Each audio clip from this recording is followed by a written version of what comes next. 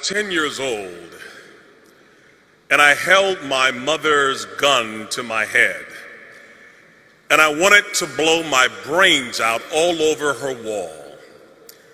You must ask the question, why would a 10-year-old child want to die?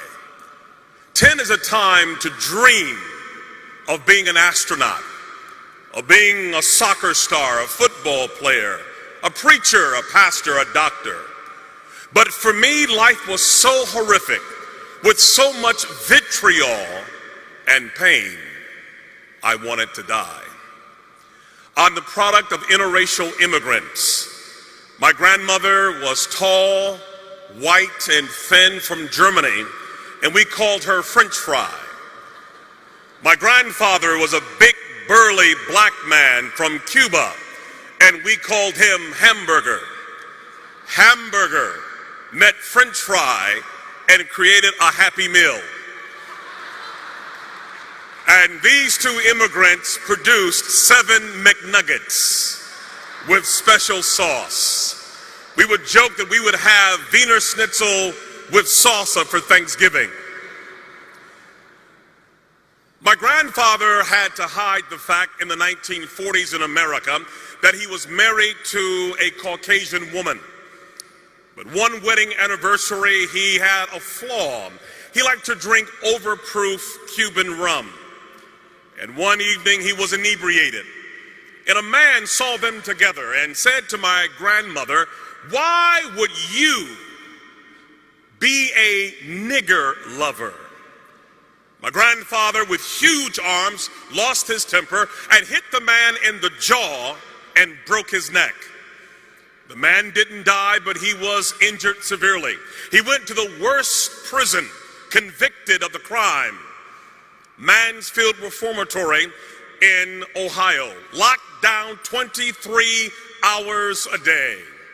It hit the newspapers that my grandmother was married to this convicted felon and she lost her job.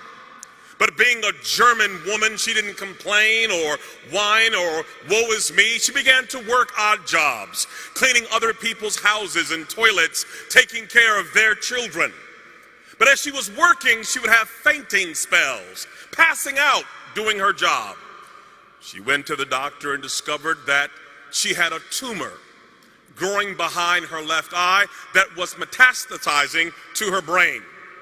And the doctor said, "We have to take out a third of your face, your eye. You will be malformed and disformed and disfigured for the rest of your life." What do you do when the American dream becomes an American nightmare? She could not work. She was sick and mutilated. My grandfather's in jail, and day by day they lost everything that they had acquired. They lost their house, they lost their car, they lost their furniture, they lost their dignity, they lost their self-esteem, and they were living in the streets like animals. My 3 uncles got hooked on heroin. They belonged to a gang called the Devil's Disciple, and my entire family became atheistic. No God, no prayer, no Bible, no hope. And my mother at age 14 was called by a pimp named Larry, who said to her, "What is school doing for you? You are sitting on a gold mine." She said, "Where?" He said, "You're sitting on it." And we call this being turned out. And little by little, she began to sell her 14-year-old body to grown men for money to survive. It's called turning tricks. And at age 16, she got pregnant. We call it having a trick baby. 2 strangers meet for a business transaction, and there's a mistake. The pimp said, "You can't make any money having a baby in the oven. We have got to kill this baby." They kicked her in the stomach. They fed her alcohol. They gave her drugs. They took a hanger and stabbed the baby over and over again. But the baby would not die. The baby was born 2 months premature with no pancreas, a learning disability, a bladder too small, unable to function, a severe stutterer. We call it a trick baby. Nobody wants the baby. No hope, no future. Kill it was the word. That baby was me. I'm the lowest of the low. I come from the guttermost. I come from a hellish condition. And so when I would go to school, I couldn't talk. I stuttered so severely from the trauma. My mother had a madam who hated men. Her name was Dolores, and she was a sadist. And when she would watch me, she would take a broomstick and stick it in a place where no boy should have any object in his body. And when you are tortured like that, you learn 4 things. Don't talk, don't trust, don't feel, and pretend nothing is happening. And by age 10, I had had enough. I wanted to die.